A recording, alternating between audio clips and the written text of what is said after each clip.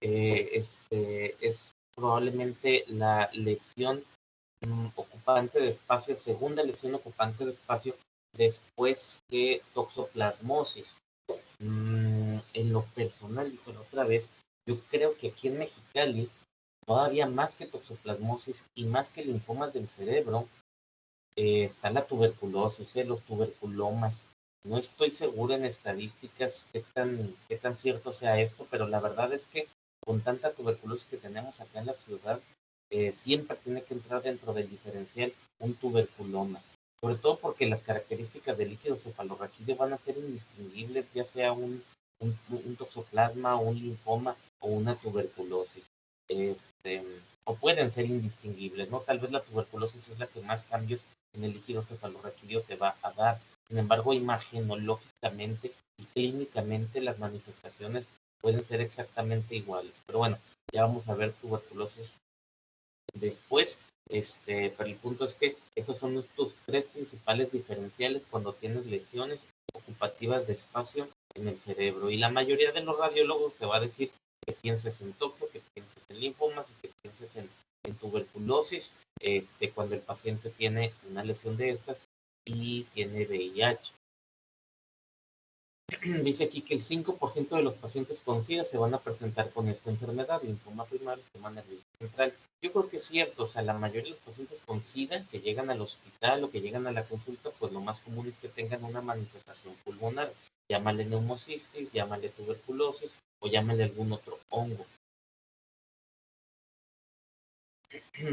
La causa de linfoma del sistema nervioso central es el Epstein-Barr. Es el mismo virus que causa la mononucleosis infecciosa. Y como pueden ver aquí, en el 100% de los casos es la causa. Igual que en el sarcoma de Kaposi, pues es el herpes humano tipo 8. Entonces, si la etiología es siempre el virus del Epstein-Barr, buscar el virus del Epstein-Barr en el cerebro es una prueba muy útil, o sea, hacerle un PCR del líquido cefalorraquídeo a un paciente que tiene sospecha de un linfoma. La verdad es que tiene una buena especificidad, tal vez no es una muy buena sensibilidad, pero el punto es que si lo detectas, tiene sospecha de un linfoma, prácticamente te asegura que el problema del paciente es un linfoma. Y esto es algo muy útil porque ya les había comentado el día de ayer que para hacer un diagnóstico confirmativo de este tipo de enfermedades, o sea, un diagnóstico confirmado, perdón, ya sea de tuberculosis, bueno, tuberculosis todavía lo puedes encontrar por un PCR, ¿no? Que está ampliamente disponible. Pero lo que es el toxoplasma y lo que es el linfoma primario, la verdad es que la única manera real de hacer el diagnóstico confirmado aquí en Mexicali es mediante la biopsia. Y mediante y la biopsia la harías a través de una neurocirugía con un equipo especial que se llama estereotaxia, ya me acordé.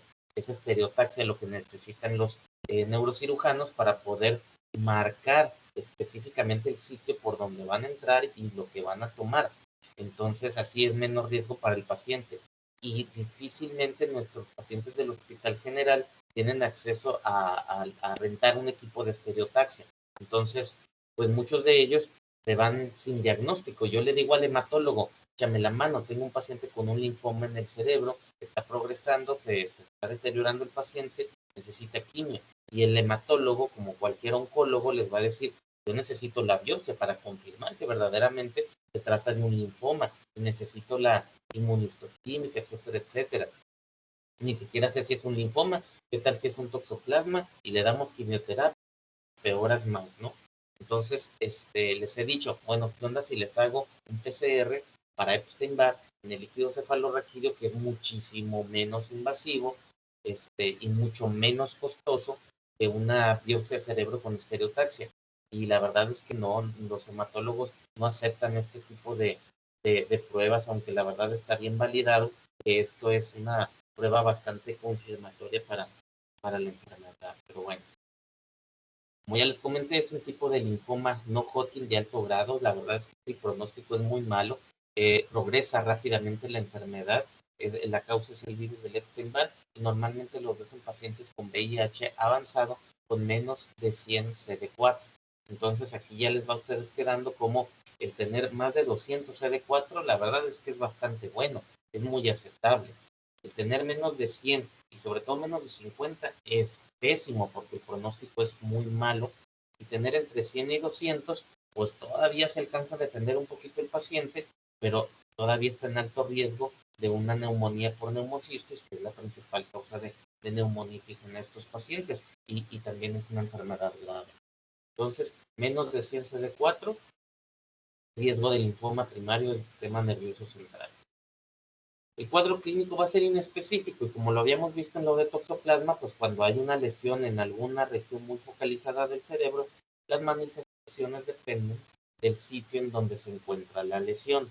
Pero bueno, independiente a ello, pues el paciente puede tener letargo porque va a tener inflamado el cerebro, va a estar confundido, trastorno de la memoria, obviamente dolor de cabeza, puede haber convulsiones y obviamente signos neurológicos focales como paresias, parestesias. Las convulsiones son una manifestación de focalización, hipertensión intracraniana, que ya deberían de saber lo que es, ¿no? Aparte de todos estos signos, síntomas que están acá arriba, pues los vómitos en proyectil, la papila la mácula estaría borrada,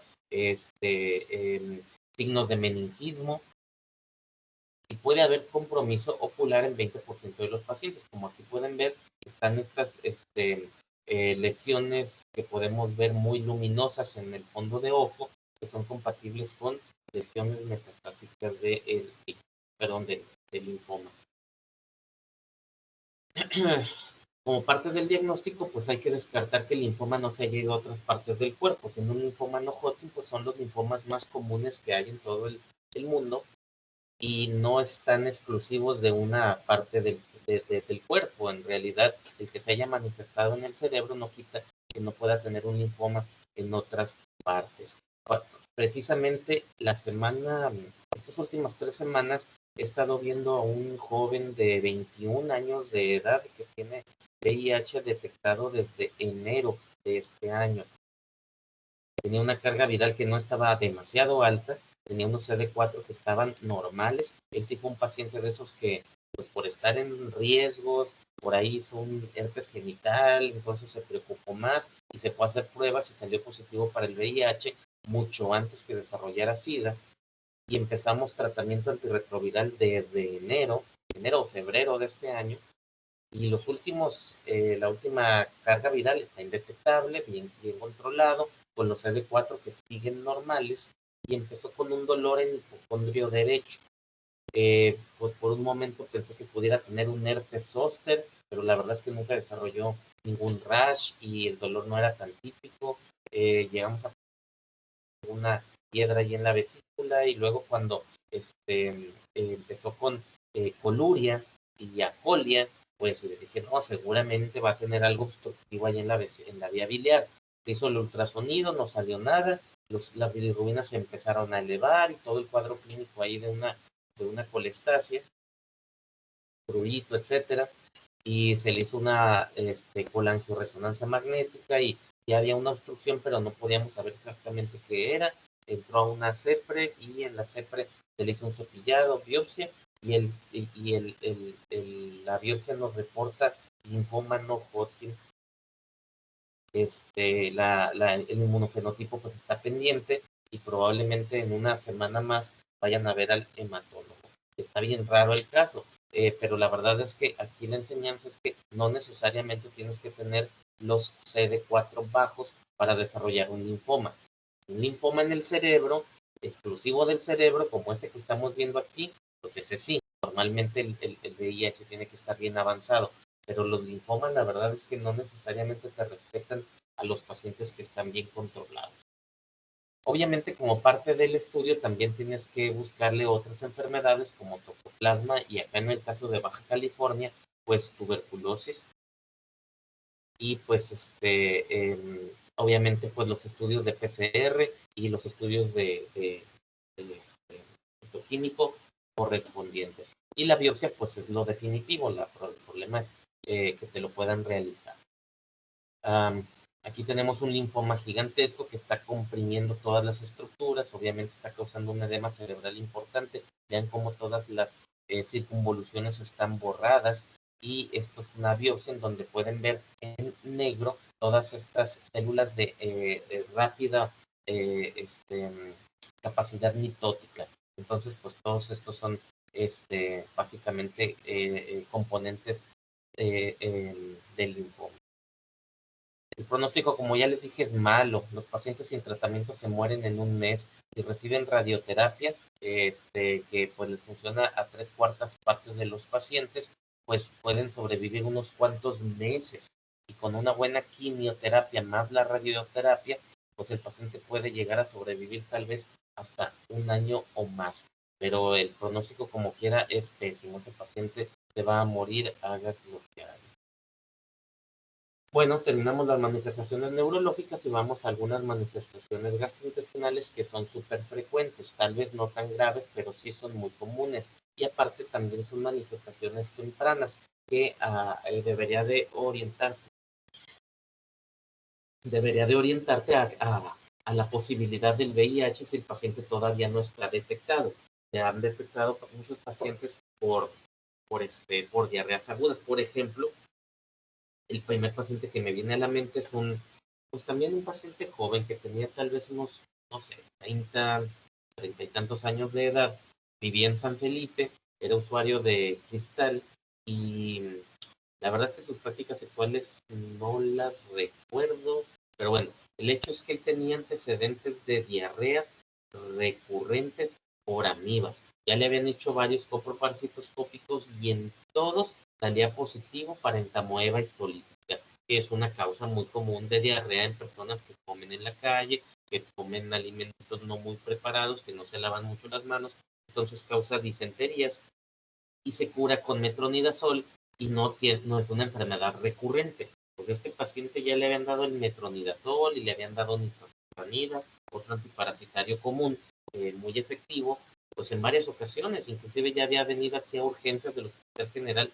por lo menos 2 veces por la diarrea y la disentería, o sea, diarrea con sangre que no se le quitaba. Y siempre salía lo mismo, entonces pues dale simple metronidazol, dale la nitazoxanida y que se vaya a su casa. Y regresaba después de semanas o meses otra vez hasta que dijeron, no sabes qué, internalo a medicina interna para que lo estudien. Y pues lo primero que se nos ocurrió, pues no vas a tener SIDA, y pues efectivamente salió positivo para VIH, y estudiando lo mejor también salió positivo para tuberculosis en un PCR de materia fecal, porque pues también tenía unos cambios radiográficos en la tomografía que sugerían cavitaciones. Entonces, sí tenía tuberculosis y la diarrea era principalmente por la amibiasis. Entonces, la diarrea recurrente, que es algo que les digo a ustedes, que les quede bien claro, siempre se tiene que buscar VIH. Si no tienes alguna otra explicación para alguien que tiene diarrea subaguda o crónica, siempre búscale descartar lo del coprocultivo y el coproparasitoscópico que le vayas a hacer, y dele serología para VIH. Bueno, dentro de las causas más comunes, pues está este microorganismo, Cryptosporidium, que es un hongo que puede causar diarreas en personas inmunocomprometidas. Generalmente todos estamos expuestos, todos estos microorganismos oportunistas, nadie te los contagia. Tú ya los tienes, están en el polvo, están en el medio ambiente. Y cuando las defensas bajan, con CD4 menos de 100, entonces es cuando empieza a causar diarreas, distensión abdominal, náuseas y desnutrición. Los signos y síntomas pues son inespecíficos. La verdad es que puedes tener cualquier manifestación que pues sugiere cualquier infección bacteriana, y es que desgraciadamente tenemos esta tendencia a pensar inmediatamente que el paciente trae bacterias, y soltamos antibacterianos como el ciprofloxacino, ¿no? Ya tuvimos la clase de diarreas agudas, de diarreas crónicas, entonces pues eviten tener esta postura y siempre piensen más allá.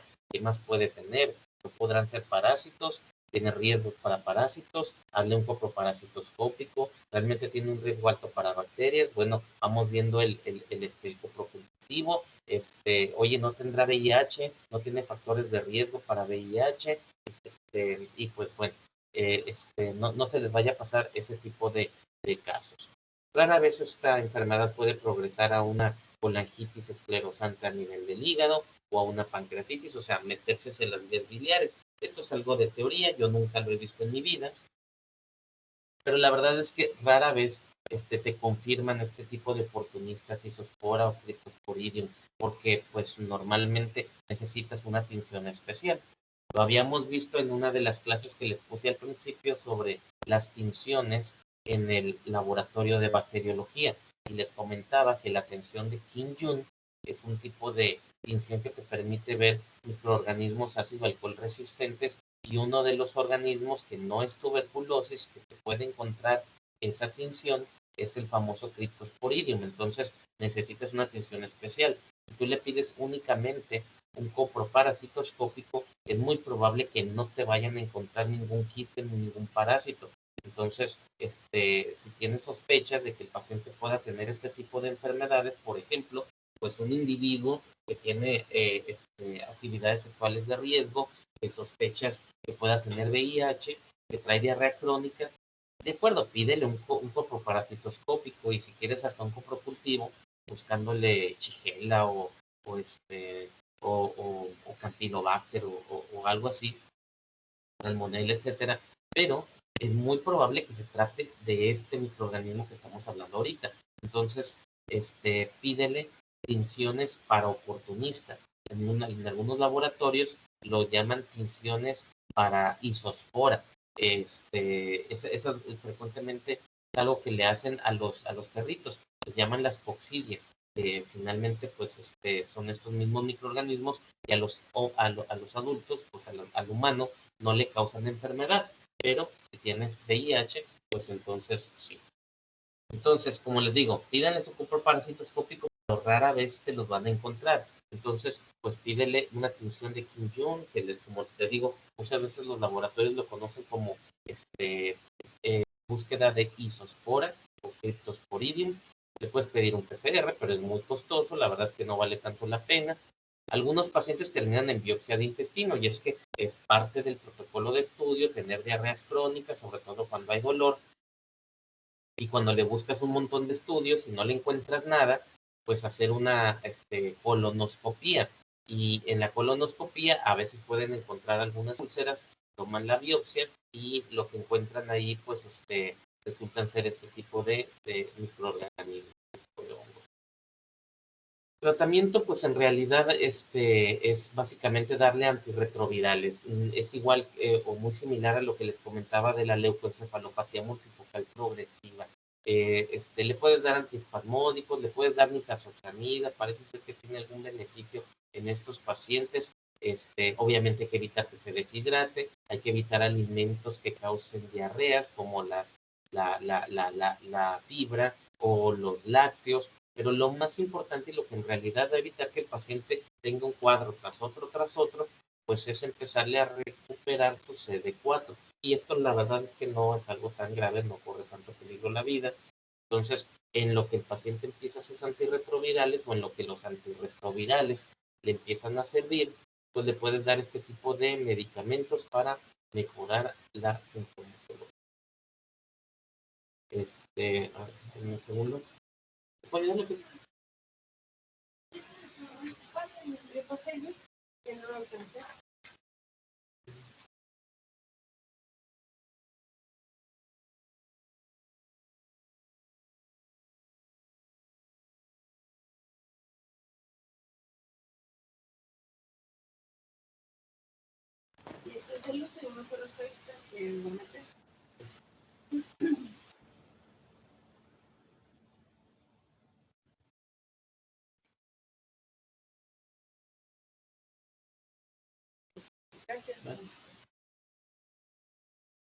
Perdón, estábamos acá con el citomegalovirus.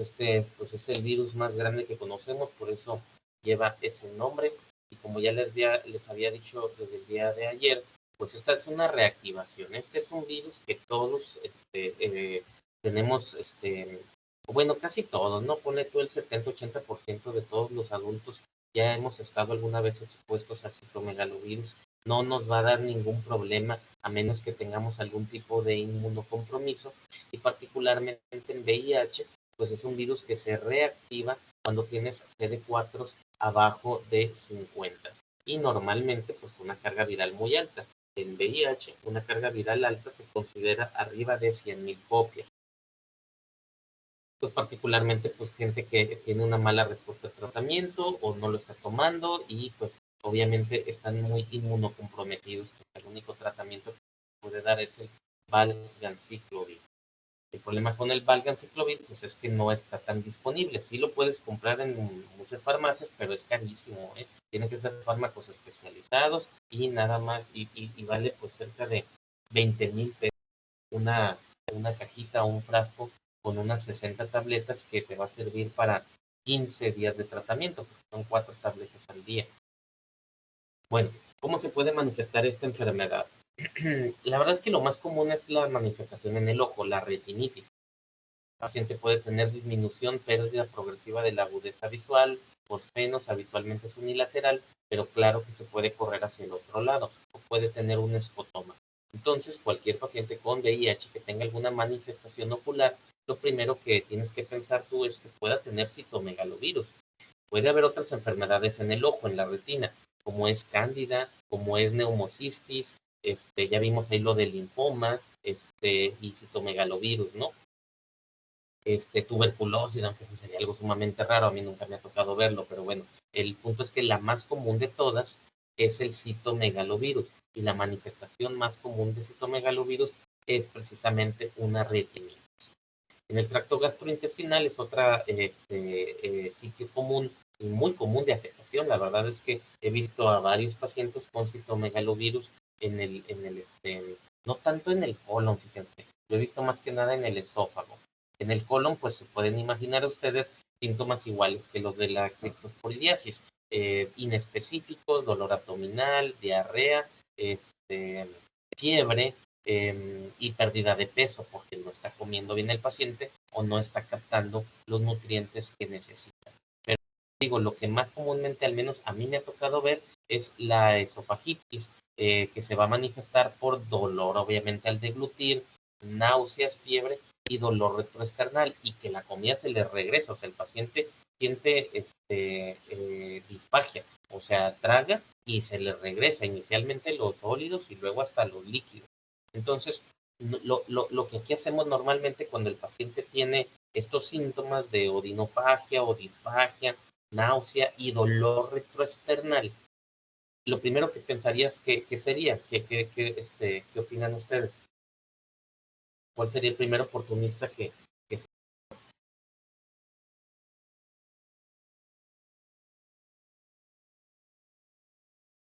alguien que tenga alguna opinión?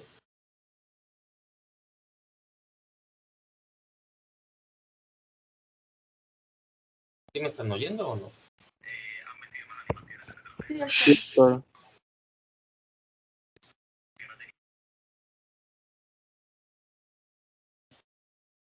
¿Alguien? ¿Alguna causa que justifique Sí, doctor, ¿se escucha? ¿Manda? Sí, se escucha. Entonces, ¿qué otro oportunista puede causar esto? Odinofagia, náusea, fiebre y dolor retroesternal.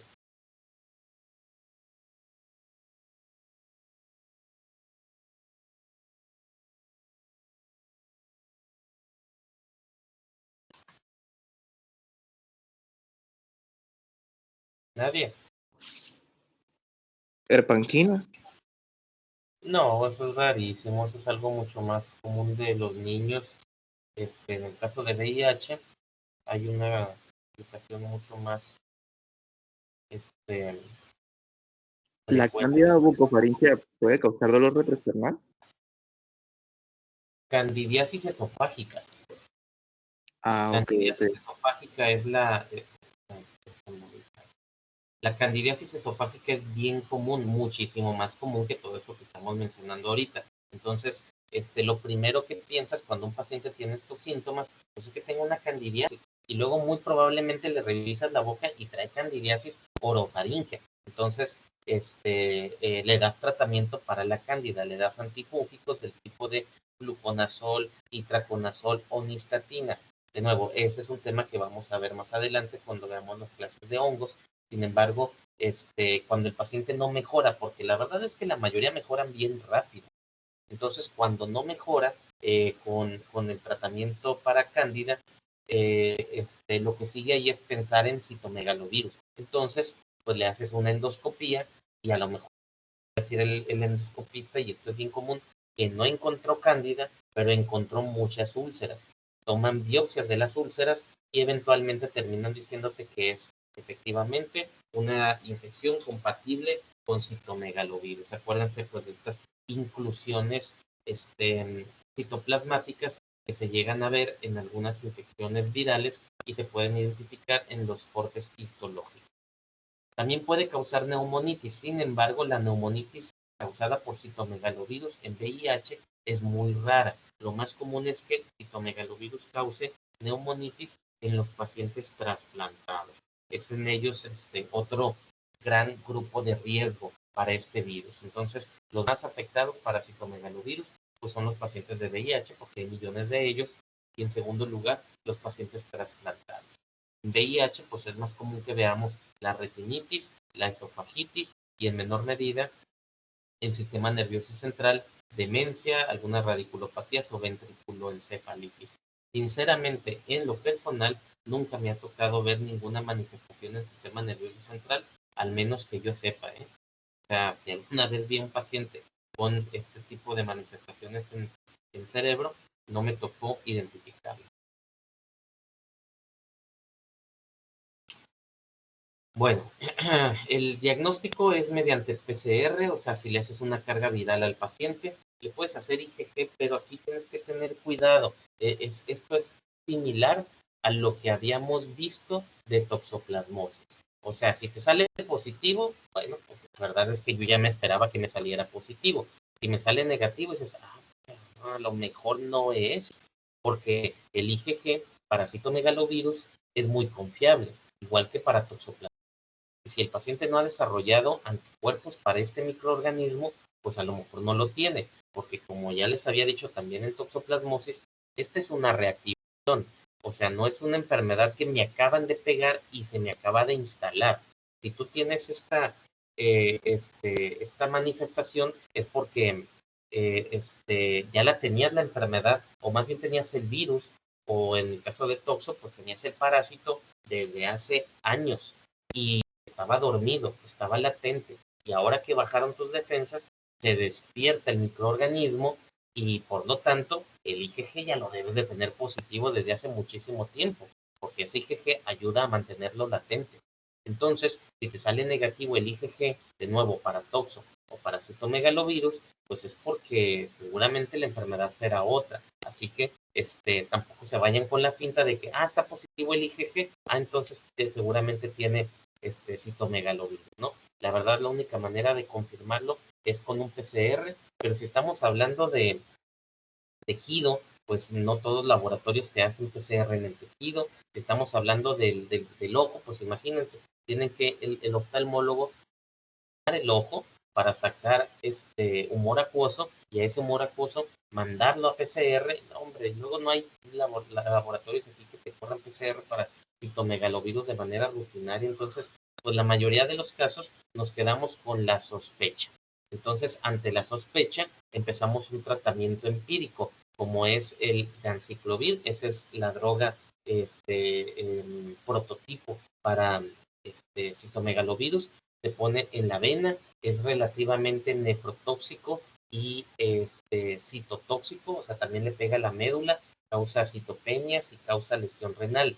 Entonces, como es un medicamento muy tóxico y aparte se utiliza durante largos periodos, o sea, semanas a meses, entonces se necesita un medicamento oral que el paciente se pueda llevar a tomar en su casa.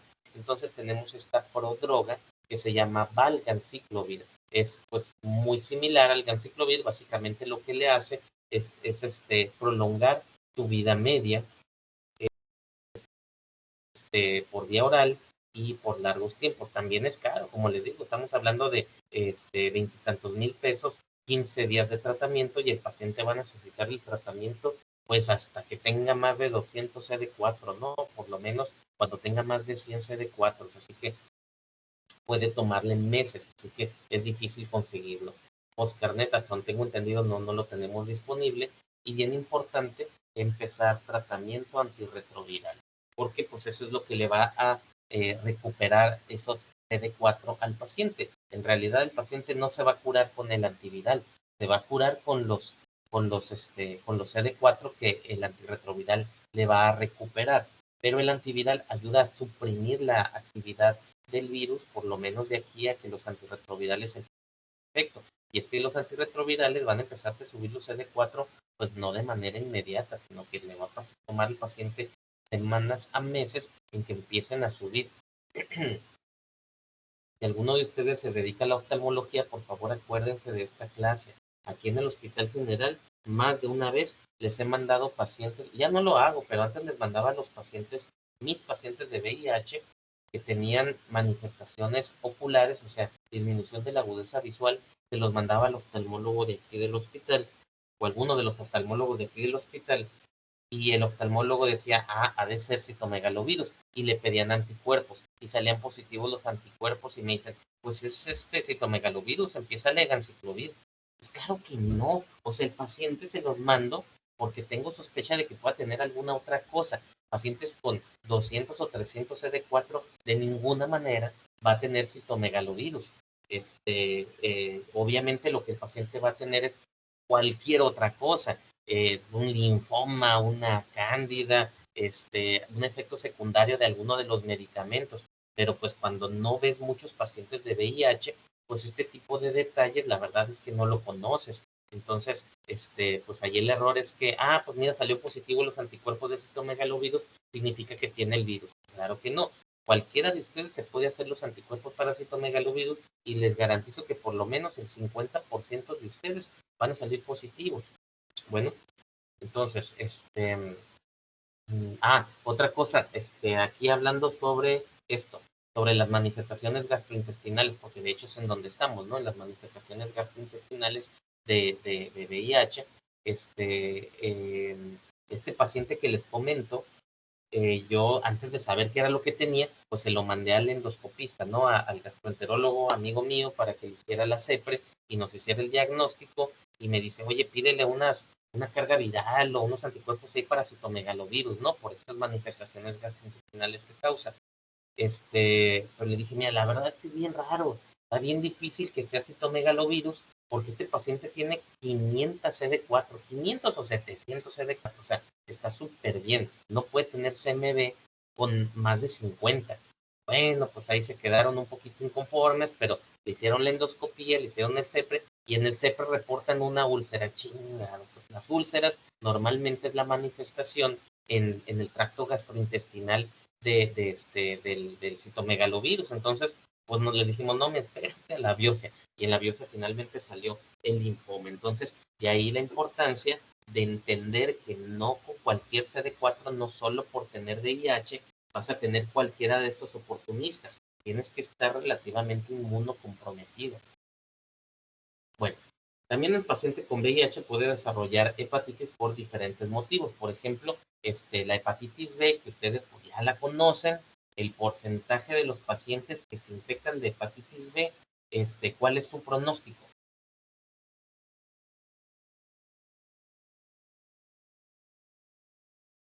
O sea, ¿cómo le va a un paciente con hepatitis B? Un paciente que se infecta de hepatitis B, una infección aguda.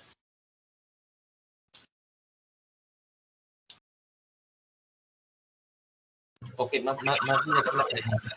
¿Qué porcentaje de los pacientes con una infección aguda de hepatitis B se cronifican?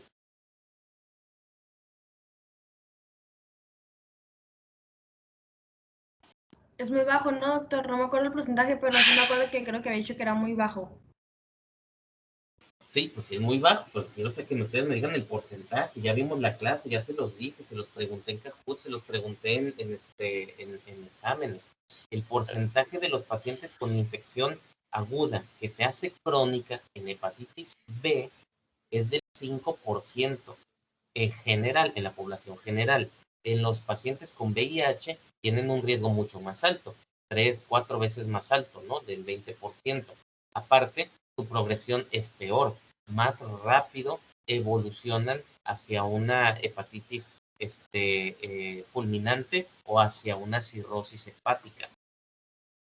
Lo mismo ocurre en hepatitis C. La verdad es que aquí en Baja California es muchísimo más prevalente hepatitis C en VIH que la hepatitis B en VIH, porque pues acuérdense que para hepatitis B hay vacunas y pues la mayoría de las personas que adquieren la hepatitis B se curan, entonces no hay tanta hepatitis B como sí lo hay la hepatitis C. Entonces muchos de los pacientes con VIH que yo he tenido aquí, que tienen hepatitis, también tienen, estamos hablando de hepatitis C.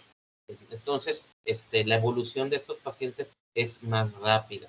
Aparte, existen algunos antirretrovirales que pueden causar daño hepático en menor medida, pero cuando ya lo combinas con un medicamento para un hongo, cuando lo combinas con un medicamento para tuberculosis, cuando lo combinas con un medicamento anticoagulante, pues entonces el trabajo hepático y el daño hepático se puede multiplicar.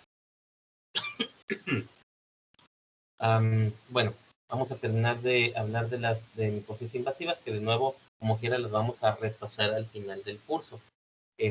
Cándida, pues es el hongo que más frecuentemente causa infecciones tanto en pacientes de VIH como en pacientes inmunocompetentes, porque es el hongo que tenemos muchísimo más prevalente en todo el cuerpo humano. Lo tenemos en la piel, lo tenemos en todo el tracto gastrointestinal, de la boca hasta el ano, hay levaduras, y también en el tracto respiratorio. La cuestión es que viven como unos colonizantes, como unos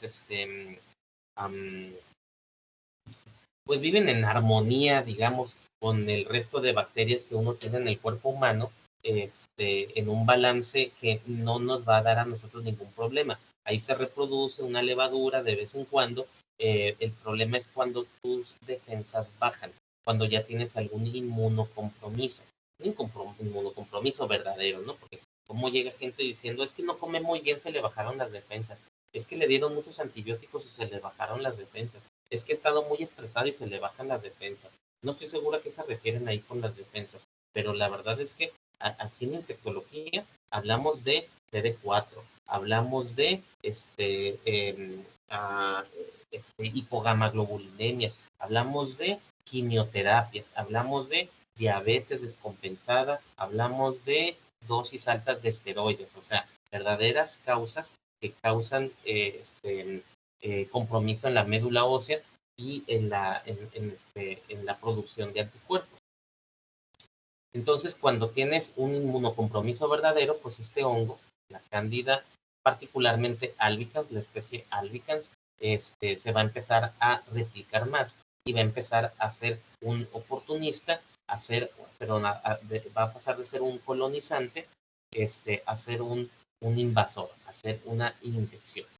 Es una enfermedad con VIH, de hecho, sea el oportunista más común de todos, porque casi todos los pacientes que llegan con unos CD4 así como que en 200, un poquito abajo de 200, se sienten mal, tienen fiebre, tienen pérdida de peso, pero les buscas todos los oportunistas y no tienen cáncer, no tienen tuberculosis, no tienen citomegalovirus, no tienen neumocisis, no hay ninguna neumonía y están positivos para VIH. Casi todos ellos van a tener candidiasis oral. Normalmente la vemos cuando el paciente tiene menos de 200 CD4. Entonces, cuando te llega un paciente con una serología positiva para VIH, que tal vez se siente mal o tal vez no, le revisas la boca y ves cándida, tú le puedes por lo menos asegurar que están debajo de 200. No sé qué tan bajos estén los CD4, pero por lo menos han de estar abajo de 200, porque ya traes candidiasis, ¿de acuerdo? Y a mayor inmunosupresión, pues mayor progresión de una candidiasis orofaringea a una candidiasis esofágica. Hay quienes le llaman también candidiosis, creo que ese es el término más correcto, pero bueno, yo le digo candidiasis. En la boca, pues normalmente vamos a encontrar placas blanquecinas, como ven aquí, indoloras, se desprenden con facilidad cuando le pasas por ahí el lavatelenguas, como ven aquí unas las trataron de desprender, se puede ver inclusive placas eritematosas. A veces no ves tanto exudado, a veces no ves tanto blanquecino, pero es muy roja la boca y la garganta. Fíjense que esa es una cosa que yo he diagnosticado un par de veces en pacientes que no tienen VIH, que no tienen SIDA, pero que estaban tomando algún esteroide, ¿eh? Entonces, no es una enfermedad exclusiva de VIH. Por eso, no ven candidiasis, no ven candidiasis orofaringea como una definitoria de SIDA. Si se acuerdan otra vez en los estadios del VIH-SIDA, el estadio 4, cuando ya tienes las enfermedades definitorias de SIDA, no viene candidiasis orofaringea, esa viene antes, en el estadio 2. El estadio 4 es la candidiasis esofágica. Entonces, no crean que la candidiasis orofaringea es exclusiva de VIH. Como les digo, lo puedes ver en diabéticos que están en descontrol por la hiperglicemia.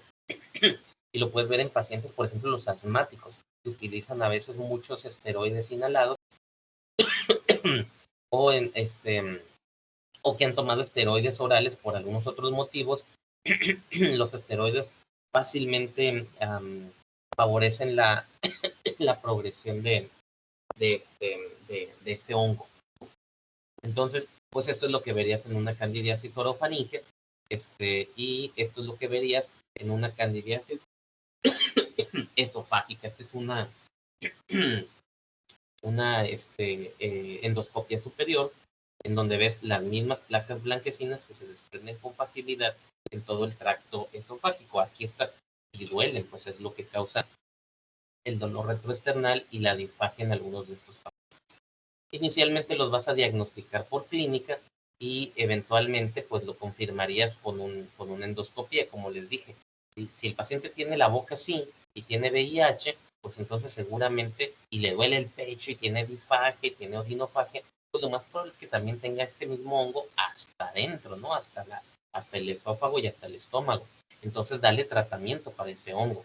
Pero cuando esto se le quita y le sigue doliendo el pecho y sigue batallando para pasar alimentos, entonces a lo mejor trae otra cosa además de la cándida. Ahí es cuando ya metes el endoscopio y puede que te encuentres otra cosa, como un linfoma, una tuberculosis esofágica. Alguna vez vi un trabajo en algún congreso de infecto en donde describieron TB esofágica, o el famoso citomegalovirus que les comentaba ahorita.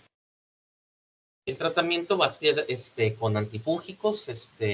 Nistatina es lo que yo utilizo inicialmente, ya que es fungicida y actúa directamente en la mucosa, y aparte no se absorbe, no tiene interacciones farmacológicas. Y en segundo lugar puedes utilizar triazoles como el fluconazol, pero el fluconazol si se absorbe, se metaboliza en el hígado, puede tener interacciones farmacológicas, es más costoso y es fungistático. Entonces, normalmente yo a todos les recomiendo inicialmente la nistatina, y dependiendo de la evolución, pues podemos agregar un azol. Cryptococcus es otro hongo que también causa enfermedad en pacientes con SIDA. Es una enfermedad definitoria de SIDA. Antes de que se empezara a dar tratamiento antirretroviral, antes de que estuviera disponible en todo el mundo, el 5 al 8% de los pacientes se presentaban a la consulta con esta enfermedad, con esta meningitis subaguda. Así como el neumocistis que les había mencionado, no es una enfermedad que empecé ayer y hoy ya estoy bien grave. Esta es una enfermedad que normalmente se presenta de manera progresiva y normalmente con menos de 100 CD4. Las manifestaciones pulmonares son ya sea neurológicas o pulmonares. La verdad es que las pulmonares son bien raras y pues son inespecíficas. Habitualmente pues vas a encontrar estas lesiones de molusco contagioso, como ya les había mencionado, como les pregunté en el Kahoot, ¿se acuerdan? Hay una foto de un paciente afrodescendiente con unas lesiones que parecen molusco contagioso. No sé si ya llevaron derma, pero cuando vean derma, o si se acuerdan de sus clases de dermatología, el molusco contagioso pues es una enfermedad umbilicada principalmente en niños, y tiene cierto grado ahí de relación con las defensas bajas.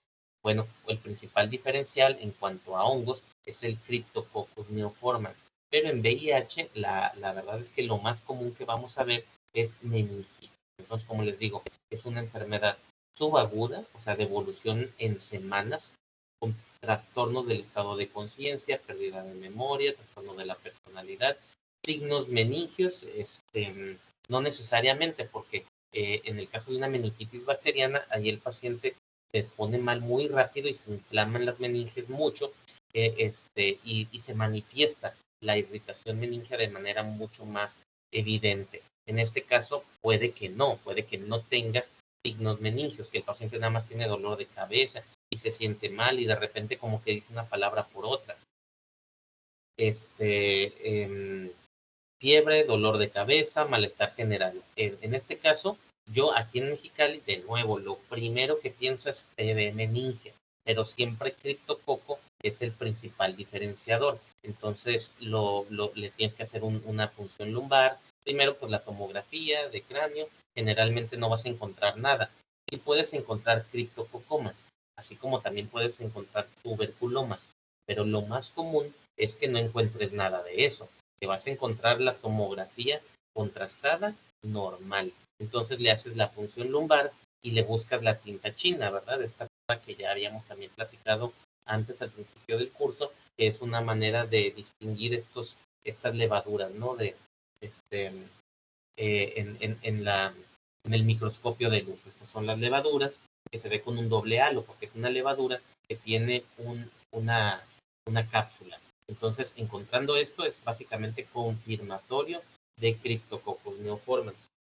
No encuentras la tinta china, pues le haces PCR, pero no es tan fácil tenerlo disponible. A veces es más fácil tener el CRAG. El CRAG es el Cryptococcus antigen o antígeno de criptococo. No creen que lo tenemos aquí en todos los laboratorios. Te pueden mandar el estudio como subrogado, o sea, lo mandan a un laboratorio de referencia y en algunos días te dan el resultado. Es muchísimo más sensible que la tinta china. Entonces, la verdad es que valdría la pena tenerla en todos los hospitales, sobre todo si ves muchos pacientes de VIH. Pero bueno, aquí en Mexicali, como quiera, el principal diferencial de una meningitis subaguda, primero tiene que ser tuberculosis meningia. En segundo lugar, pues Cryptococcus neoforme. En el líquido cefalorraquídeo, pues vas a encontrar como siempre proteínas elevadas, glucosa normal, aunque sí puede estar bajita, similar a lo que ocurre con alguna bacteria, y vas a encontrar pleocitosis, o sea, muchos glóbulos blancos en el líquido cefalorraquídeo que normalmente deben de ser linfocitos, o sea, células mononucleares. Pero a veces vas a encontrar leucocitos bajos, normales o en cero, ¿no? Que es lo normal. Eso en realidad no es muy bueno, ¿eh? Cuando te encuentras las proteínas bien altas, la glucosa baja, leucocitos en cero y la tinta china positiva, es de mal pronóstico. Te dice que el paciente no trae nada de defensas en el cerebro y el hongo va a progresar mucho más rápidamente y la probabilidad de muerte es mucho más alta. ¿Cuál es el tratamiento para este hongo? Pues es anfotericina B liposomal. La dosis, ya vamos a hablar un poquito más de esto sobre los tratamientos antifúngicos, lo que es la anfotericina y la ventaja de darle o no azoles como el fluconazol. Histoplasma capsulatum es una enfermedad que también necesitas tener menos de 200 CD4, menos de 150 sobre todo. Es endémico en América Latina, se describe mucho en el país, sin embargo es un hongo que necesita un suelo templado con humedad. Ese es el motivo, yo creo, por el cual aquí en Mexicali particularmente, yo creo que en toda Baja California casi nunca encontramos histoplasmosis, porque nuestro suelo es árido. Entonces, aquí tenemos otro tipo de hongos como coccidioides. Vamos a hablar más de histoplasmosis más adelante. Hay también un antígeno, pero de nuevo aquí estamos perdiendo tiempo porque lo vamos a ver a detalle en una de las últimas clases. Y me interesa más hablar sobre sarcoma de Kaposi, el principal cáncer de piel que encontramos en nuestros pacientes con SIDA. Es la neoplasia más común en VIH, relacionado, como ya le había dicho, en el 100% de los casos al herpes humano tipo 8. Generalmente es un tumor multicéntrico, o sea, lo vas a ver en varias partes de la piel, no es una sola lesión, como por ejemplo un melanoma, que aparece una lesión única y crece, ¿no? Aquí tú tienes lesiones en todas, en toda la piel, en toda la espalda, en la boca, en las manos, en las piernas, etcétera. Son lesiones vascularizadas, son tumores de los vasos sanguíneos. Entonces vas a ver lesiones violáceas y si las funcionas, si las biopsias, sangran mucho, afectan piel, ganglios linfáticos y también órganos. Generalmente lo vemos en la piel y siempre nos quedamos con la idea de que el sarcoma de Kaposi pues es un tumor de la piel, pero también encontramos sarcoma de Kaposi en el pulmón y en el intestino.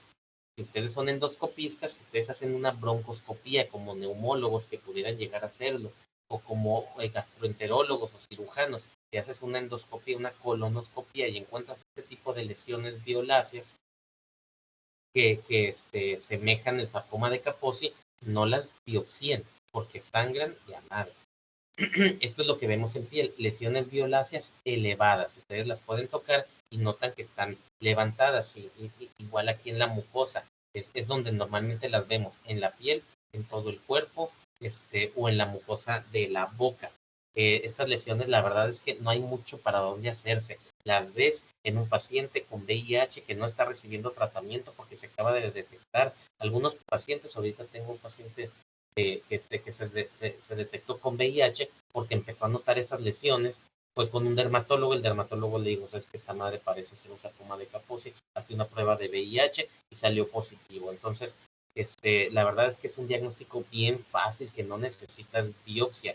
El problema, que ya les había dicho, que ocurre con los hematólogos, es que un oncólogo, para darle quimioterapia a este tipo de cáncer, necesitan la maldita biopsia. O bueno, al menos aquí en Mexicali, les he mandado a mis pacientes para que les empiecen quimio y me dicen que no hasta que tenga la biopsia, cuando la verdad es que es bien difícil que sea otra cosa.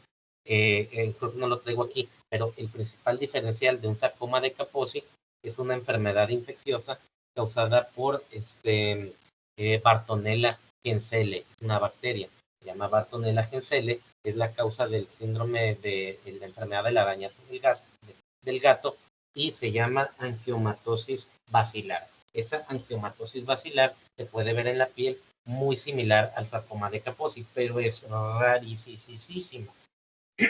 Entonces, en pacientes con VIH-Sida, con estas lesiones que están viendo aquí, no te cabe duda de que tiene un sarcoma de Kaposi. Entonces, pues los mando a biopsiar y se los mando al oncólogo para que les empiece quimioterapia. No siempre se ocupa quimio, la verdad es que con un buen tratamiento antirretroviral, si tiene poquitas lesiones, si no hay enfermedad muy grande, si no hay enfermedad orgánica, o sea, en el pulmón o en el intestino, el paciente se puede curar con puros antirretrovirales.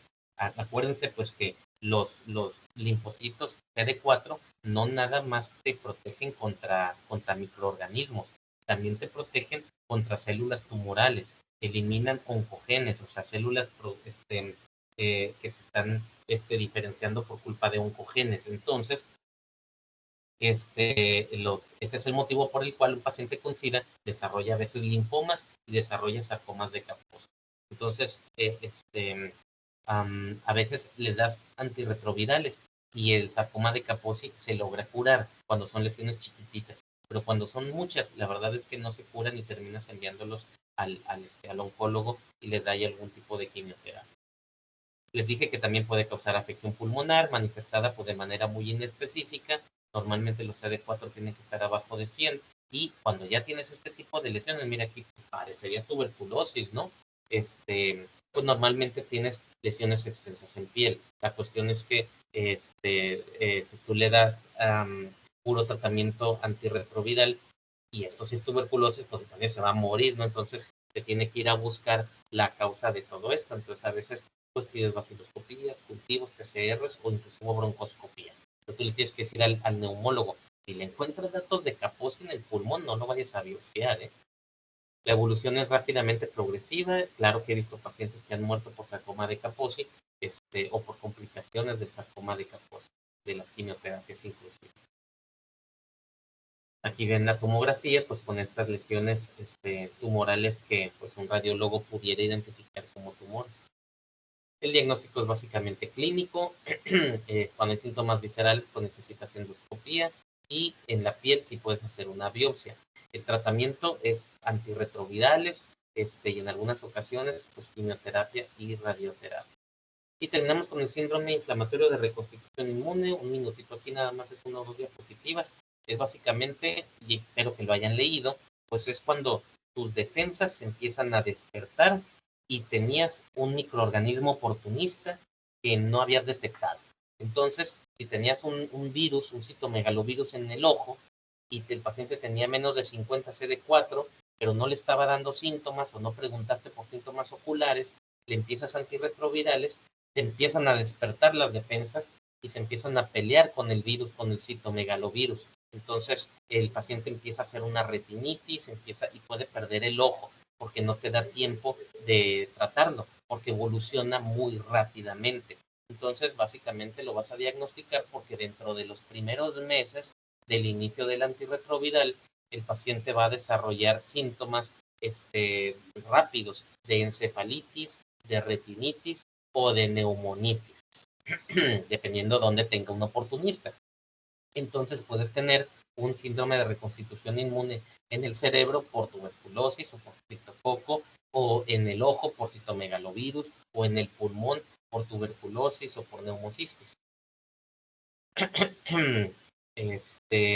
Aquí hay unos criterios, pero la verdad es que esto no es tan importante que ustedes lo memoricen, nada más me interesa que sepan lo que es el síndrome inflamatorio de reconstitución inmune. Existen factores de riesgo, como es el tener CD4 bajos, el haber empezado el antirretroviral dentro de los primeros días, tener sexo masculino, el haber tenido exposición a muchas enfermedades previas, como los que estuvieron en la cárcel o en centros de rehabilitación. Y en conclusión, el tratamiento es básicamente esteroides para desinflamar lo que se haya inflamado, y esto ayuda un poquito, pero una cosa sí les digo y les pido, por favor, no le quiten antirretrovirales. Si un paciente viene conmigo para empezar antirretrovirales, yo le empiezo antirretrovirales y luego empieza con encefalitis, y ustedes lo ven en el hospital y les dicen, es que el paciente trae una reconstitución inmune, ha de tener un oportunista en el cerebro. Entonces tú lo primero que has a pensar es, fue por culpa del antirretroviral. En parte sí, pero no se suspende el antirretroviral. Manéjale el oportunista y dale esteroides para desinflamar el cerebro, pero sigue recibiendo antirretroviral. Terminamos. ¿Alguna duda, pregunta o comentario? No, doctor. De mi parte no, doctor. ¿No? Bueno, entonces continuamos con el manejo de la exposición ocupacional. O sea, ¿qué haces si te picas en relación a VIH, hepatitis B y hepatitis C? Eso es lo que vamos a ver el lunes. Que tengan buen fin de semana. Ok, doctor, igualmente. Gracias. Gracias, doctor, igual. Gracias, doctor, buen día. Ah.